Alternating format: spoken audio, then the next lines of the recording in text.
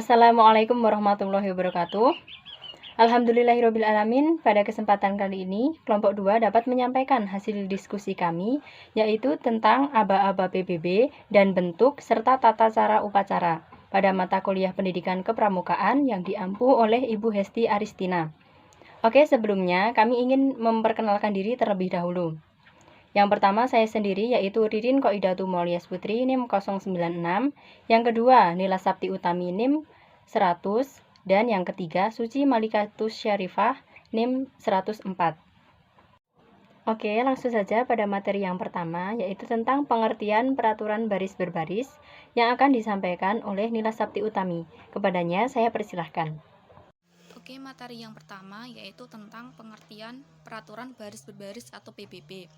Pengertian dari PBB atau peraturan baris berbaris ialah suatu wujud atau bentuk latihan fisik yang diperlukan untuk menanamkan atau menumbuhkan kebiasaan yang diarahkan kepada pembentukan atau terbentuknya perwatakan tertentu. Atau pengertian lainnya dari peraturan baris berbaris atau PBB ialah peraturan untuk mengatur sekelompok orang dalam suatu barisan untuk melakukan gerakan bersama-sama secara tertib dan kompak atau serentak, baik gerakan di tempat maupun gerakan berjalan. Materi yang kedua yaitu tentang maksud dan tujuan dari PBB atau peraturan baris berbaris. Adapun maksud dari PBB dibagi menjadi dua, yaitu maksud umum dan maksud khusus. Untuk umum yaitu suatu latihan awal membela negara dan dapat membedakan hak dan kewajiban. Sedangkan maksud khususnya ialah menanamkan rasa disiplin serta mempertebal rasa semangat kebersamaan. Yang selanjutnya, tujuan dari PBB yaitu untuk menumbuhkan sikap jasmani yang tegap dan tangkas, rasa persatuan, disiplin sehingga dengan demikian senantiasa mengutamakan kepentingan tugas di atas kepentingan pribadi dan secara tidak langsung juga menanamkan rasa tanggung jawab. Nah, yang dimaksud dengan menumbuhkan sikap jasmani yang tegap dan tangkas ialah mengarahkan pertumbuhan tubuh yang diperlukan oleh tugas pokok sehingga secara jasmani dapat menjalankan tugas pokok tersebut dengan sempurna.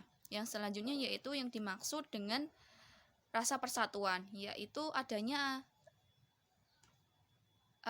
rasa senasib sepenanggungan serta ikatan yang diperlukan dalam menjalankan tugas.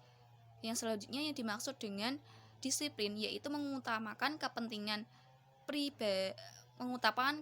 tugas di atas kepentingan pribadi yang pada hakikatnya tidak lain daripada keikhlasan untuk menyisihkan atau mengesampingkan pilihan hati sendiri. Yang terakhir yaitu yang dimaksud dengan rasa tanggung jawab ialah keberanian untuk bertindak yang mengandung resiko terhadap dirinya tetapi menguntungkan tugas atau sebaliknya tidak mudah melakukan tindakan yang akan dapat merugikan.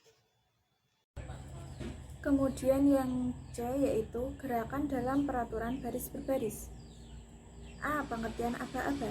Aba-aba adalah suatu perintah yang diberikan oleh seorang pemimpin kepada yang dipimpin untuk dilaksanakan secara serentak atau berturut-turut. Ada 3 macam aba-aba, yaitu aba-aba petunjuk, aba-aba peringatan, dan aba-aba pelaksanaan. Aba-aba petunjuk dipergunakan hanya jika perlu untuk menegaskan maksud daripada aba-aba peringatan atau pelaksanaan. Contohnya, kepada pemimpin upacara, hormat, gerak. Yang kedua, aba-aba peringatan. Aba-aba peringatan adalah inti perintah yang cukup jelas untuk dapat dilaksanakan tanpa ragu-ragu. Contohnya, lencang kanan, gerak, bukan lancang kanan. Kemudian yang ketiga, aba-aba pelaksanaan. Aba-aba pelaksanaan adalah ketegasan mengenai saat untuk melaksanakan. Aba-aba pelaksanaan yang dipakai ialah gerak dan jalan. Gerak adalah untuk gerakan-gerakan kaki yang dilakukan tanpa meninggalkan tempat dan gerakan-gerakan yang memakai anggota tubuh lain. Contohnya, jalan di tempat, gerak. Contoh yang lain, siap, gerak. Kemudian jalan. Jalan adalah untuk gerakan-gerakan kaki yang dilakukan dengan meninggalkan tempat. Contohnya, 2 langkah ke depan, jalan. Yang B, gerakan pada peraturan baris berbaris. PBB terdiri dari 2 gerakan, yaitu gerak di tempat dan gerak berjalan. Yang pertama, gerak di tempat. Gerak di tempat diperlukan untuk mempersiapkan atau merapikan barisan dalam menghadapi upacara-upacara. Gerakan di tempat yang umum dilakukan meliputi sikap sempurna. Aba-abanya, siap, gerak. Kemudian ada hormat. Aba-abanya yaitu hormat, gerak. Kemudian ada lencang kanan atau lencang kiri. Aba-abanya, lencang kanan, gerak. Atau lencang kiri, gerak. Kemudian ada lencang depan. Lencang depan hanya dalam bentuk banjar.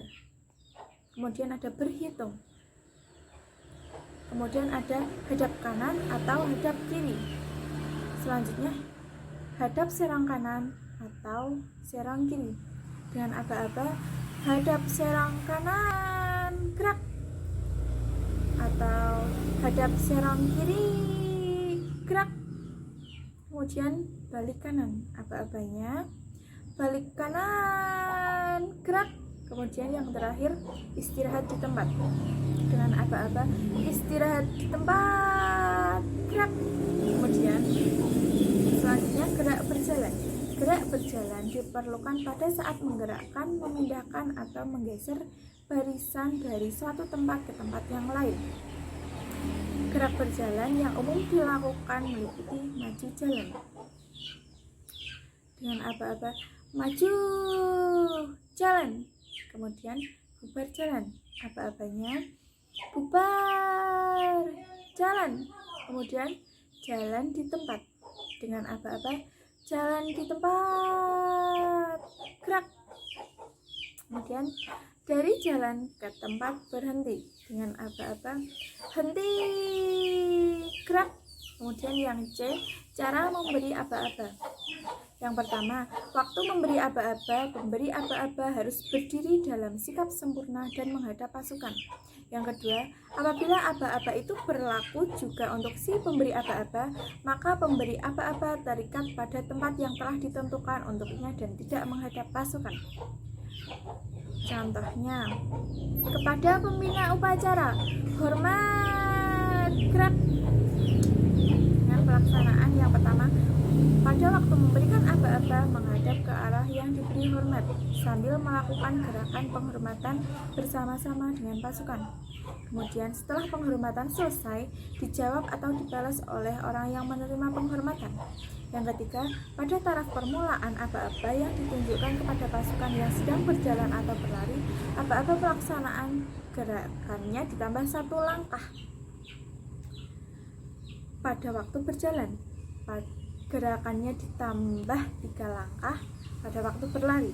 Kemudian yang keempat, pada taraf lanjutan, aba-aba pelaksanaan dijatuhkan pada kaki kanan ditambah 2 langkah untuk berjalan atau 4 langkah untuk berlari. Yang kelima, aba-aba diucapkan dengan suara nyaring tegas dan bersemangat. Yang keenam, aba-aba petunjuk dan peringatan pada waktu pengucapannya hendaknya diberi antara. Yang ketujuh, aba-aba pelaksanaan pada waktu pengucapan hendaknya dihentakkan. Kemudian antara aba-aba peringatan dan pelaksanaan hendaknya diperpanjang disesuaikan dengan besar kecilnya pasukan. Dan yang terakhir, bila pada suatu bagian aba-aba diperlukan pembetulan, maka dilakukan perintah ulang. Yang keempat yaitu manfaat peraturan baris berbaris.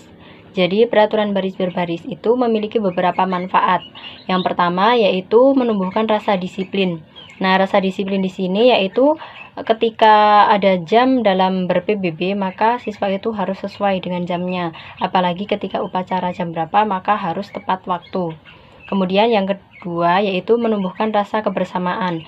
Rasa kebersamaan di sini yaitu antara gerakan PBB yang satu dengan yang lain itu harus sama. Nah, jadi ini juga meningkatkan ketika siswa dalam bekerja sama, berarti harus kompak. Kemudian yang ketiga yaitu meningkatkan daya konsentrasi. Nah, meningkatkan daya konsentrasi di sini yaitu ketika siswa mendengarkan aba-aba, yaitu antara pendengaran dan juga badannya itu responnya harus cepat, apalagi ketika aba-abanya cepat berarti responnya juga harus tanggap. Kemudian yang keempat yaitu melatih solidaritas.